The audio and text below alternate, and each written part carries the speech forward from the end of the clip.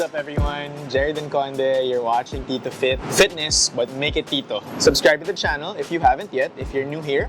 And maybe give this video a like, especially if it helps you in any way or if it enlightens you in any way, because those likes and those subscriptions really do help a small channel such as this. So today we are going to talk about how you may have begun an exercise program, you may have started to work out at the beginning of the year, or maybe even now, you're thinking of working out now that restrictions have loosened, we're at level 1. The rest of the world, pretty much everything is back to normal in most parts of the world, so a lot of people are getting back into fitness without much obstacles to it. That being said, maybe, just maybe, you've been working out and you haven't been seeing the results you want to see as far as weight loss is concerned. You've been exercising, but you're not losing weight. You're not seeing the definition that you want to, There may be even a chance that you've actually gained weight, which is okay if you want to gain weight. But of course, the whole reason why you've been exercising is you actually want to lose weight or you want to look better by losing fat. Of course, that can be a problem. That can be problematic. So let's explore the reasons for that. Number 1, you could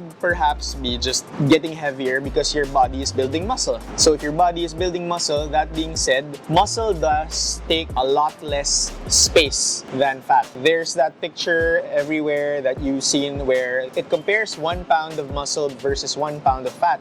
And 1 pound of fat is just bigger. It takes up more space as compared to 1 pound of muscle, which is more solid. It takes up less space. Plus, it's a very functional form of tissue. That's not such a bad thing. And if this is the case, that's okay. However, you can never be sure if you're gaining muscle or not unless you step on one of those body composition scanners like an InBody, or even a body composition scale like a cheaper one from the house like a Tanita or a Xiaomi. But definitely that reason number 1 is not so problematic. Reason number 2, here's the thing, you exercise way too much. So there is such a thing, over-exercising, overtraining, especially doing high-intensity interval training and high-intensity exercise, using heavy weights such as CrossFit. It can increase your appetite. Thereby, obviously, the rule calories in, calories out always applies. Now, you could be burning a lot of extra calories, but you never know. If you're not tracking, you might be consuming way too many calories, and maybe some of those calories are in the form of carbohydrates and fat. And of course, if you consume a lot of that in protein, a lot of that will be used towards recovery, muscle building, and even your hair, skin, nails, things like that, your tissues. But if you are over-consuming your carbs and fat, a surplus in both carbs and fat can definitely lead to unwanted weight gain. Reason number 3, you may be trusting these too much. You wear an Apple Watch, you wear a smartwatch of some sort, an activity tracker, smart tracker. We've done a video on this and you may want to check it out, so probably here.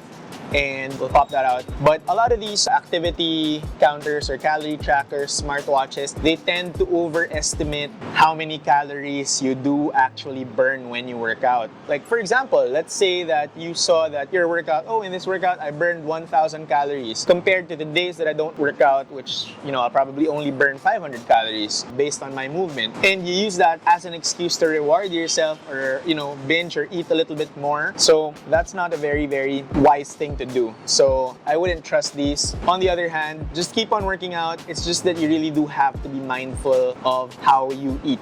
So don't use the excuse that I worked out hard today, I deserve more food. I worked out extra hard today, I deserve even more food. Okay? Or I deserve a donut, I deserve a cookie, I deserve a pizza, I deserve some burgers. Things like that, So in that case, just don't. And then last reason, our number 4 reason for you possibly gaining weight is you tend to overestimate how much calories you burn through exercise in the day. Now, we did another video on this about metabolism, about what is your basal metabolic rate. So here it is. Generally speaking, exercise could probably burn about 10% of the calories you burn in a day. And in the grand scheme of things, it's not that much. The biggest percentage of calories burned throughout the day comes from your basal metabolic rate, which is about 65-70%, followed by simply eating. cooking or digestion or your thermic effect, the thermic effect of food, and NEAT or your non-exercise activity. Now, we see this a lot in some people who, especially younger people, younger men, I'd say, they work out a lot, they don't want to sabotage their gains, so they're resting. When they get home, they use the hard workouts and,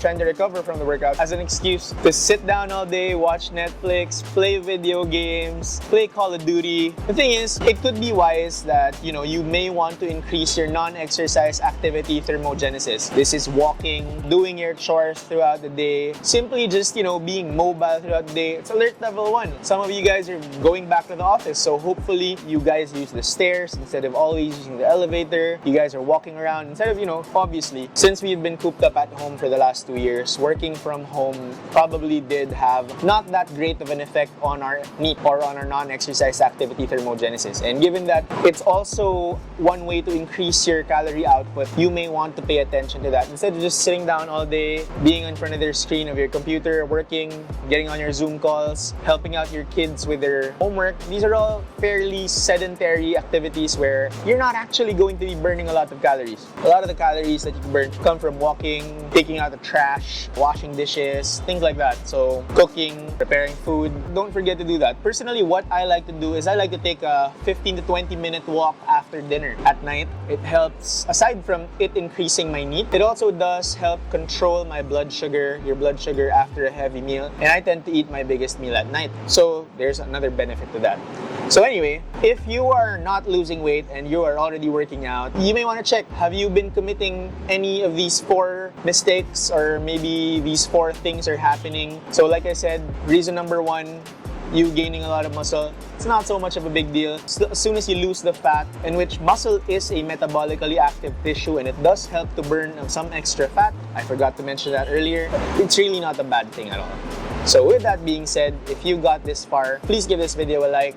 Please comment down below, let me know, have you been doing any of these? Are you experiencing the same thing? Let me know, I love to answer your comments. I try to get to them as soon as I can, and we'll see you in the next one.